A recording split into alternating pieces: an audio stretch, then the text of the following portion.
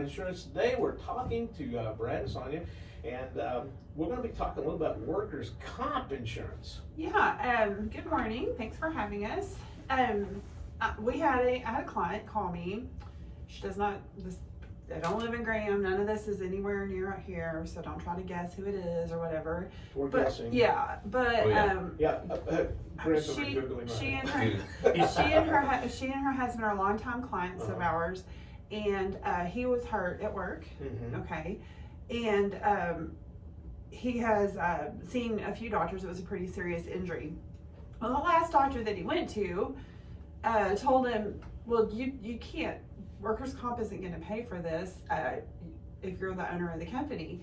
And the wife was very upset and called me, and I wanted to say, tell him to practice medicine and let us practice insurance, but it didn't say that. See, this is what I'm married to. Yeah, but seriously, that is 100% incorrect. Now, it is optional, for an owner to be covered or not, but this one is, so we thought we would talk about that, because it happens a lot where you own a business and you do have the option. Now, anybody else that is your employee, let's just say it's Rick and Sonia Edwards LLC, and we own this company and we hire a bunch of people. We don't get to pick and choose which one of those people are covered under workers' comp, but we can choose as owners if we want to be covered or not. You get that option.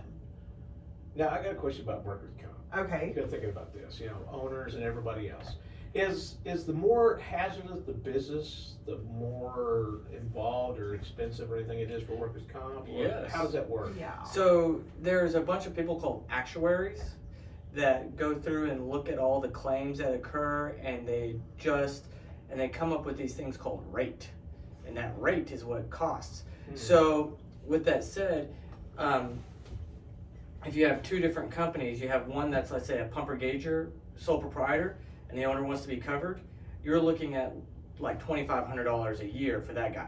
If you have an oil and gas consultant, basically the same, well site and everything, his is more like $400 a year. Now, why is that? Because these guys don't get injured, the pumper gaugers guys do. So you can see it reflected in the cost of the insurance. Right. There's classification codes, and that's where the actuaries come in.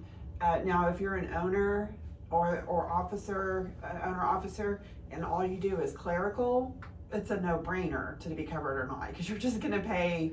It's like, what, $50, $60? Yeah, it makes no sense not to. But if you're doing something that's a higher classification, you might consider it or not. We recommend it. There are some other ways for an owner to be covered if they're injured. Back whenever I started in insurance, when people were asking, which dinosaur they rode was more expensive to cover, workers' compensation was extremely expensive, and very few owners covered themselves because they were just covering their employees. And there still is a product called occupational accident, which you can purchase either on your employees or just you as owners, because it was cheaper, because it wouldn't cover if you were sued. If you were sued, and there's limits, okay. But then the Texas workers' comp law changed, which we can talk about that. But because of the changes that they made, it made the rates start going down, and so it made more sense for them to cover themselves. But Texas is, to my knowledge, still the only state where an employer is not required to carry workers' comp.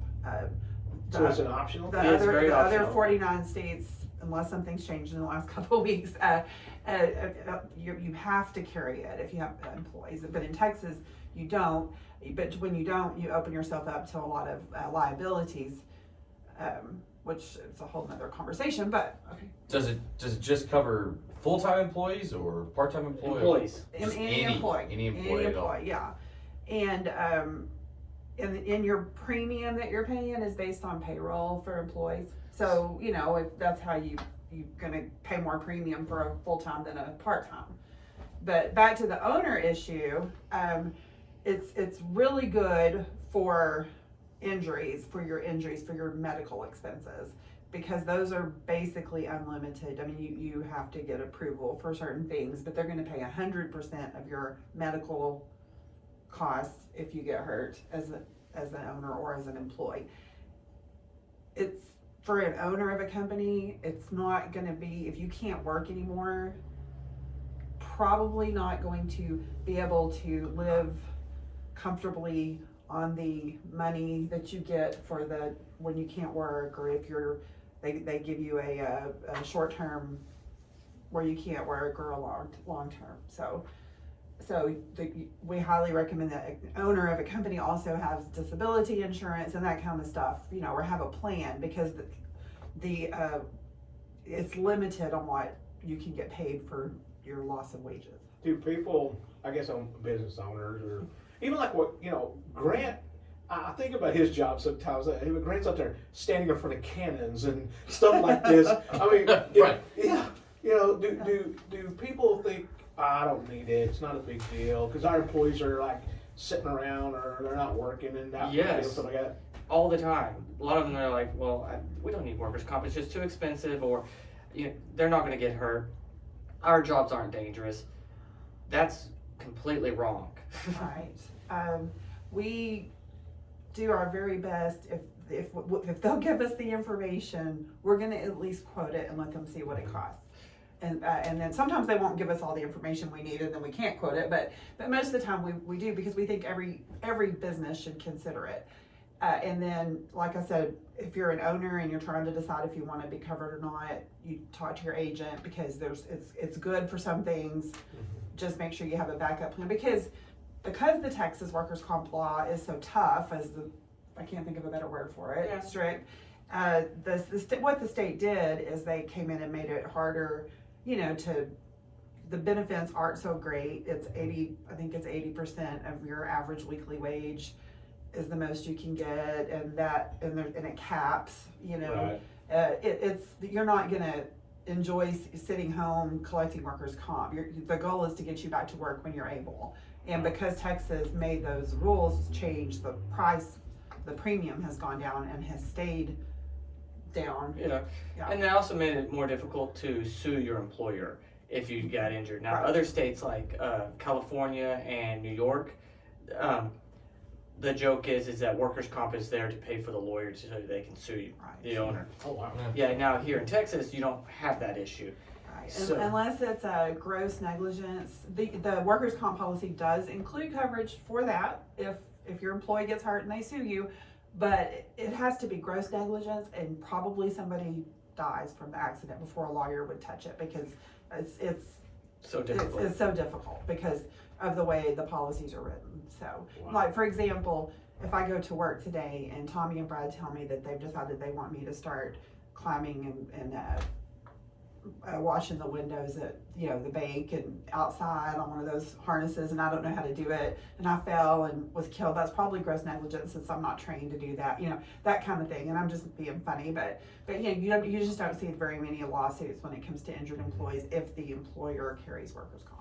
Well, so workers' comp's pretty important too. It is. I mean, and Brad said something during the break about, I could speak for my mom's sake, because when my dad was killed on the job, and she collected a check every week, was direct deposited into her account until she passed away. Now, was it what he was making? No, because it was capped. It's capped at a certain amount. Right. But it was helpful, and so for people who think, oh, I don't know about that, it makes all the difference for some people. Yeah, because as a business, man, if you had to get that out of your own deal compared to your insurance company paying, it's a whole different deal. Well, and you always think like, oh, I just work in an office. There's nothing I can do to get injured.